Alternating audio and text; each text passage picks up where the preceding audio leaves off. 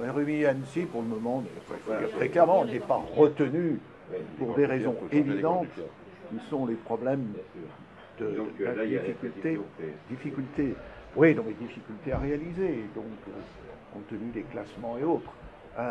Déjà, la partie avec le doublement entre Aix-les-Bains et Rumilly sur 24 km, ça permettra de fiabiliser la ligne avec avoir les deux sens, et ça permettra aussi déjà un gain de temps. Il n'est pas suffisant, vous me direz, pour vous inciter. Mais Claude parlait tout à l'heure du Lyon-Turin. Il ne faut pas se focaliser non plus rien que sur la partie internationale du Lyon-Turin. L'une des difficultés aujourd'hui, pour ceux qui viennent d'Annecy ou de Chambéry, c'est la voie unique. Et c'est d'autre part la surcharge Lyon-Grenoble, plus de 200 trains par jour.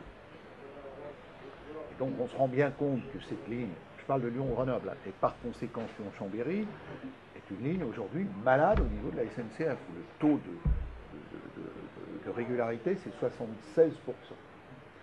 Pourquoi? Parce qu'il y a sur concentration de trains, donc le fait qu'il y ait une nouvelle ligne sur la voie du bas Dauphiné, cette nouvelle ligne, à terme, c'est une façon aussi de décongestionner et de desservir Chambéry Nord.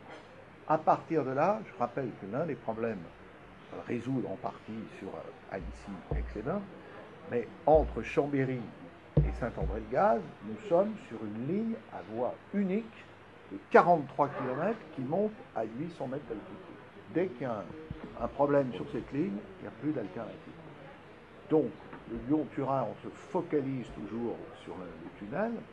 Le Lyon-Turin, c'est pour la région Rhône-Alpes une formidable opportunité pour résoudre un problème essentiel qui est comment on relie de façon plus efficace le couloir rhodanien et le sillon alpin.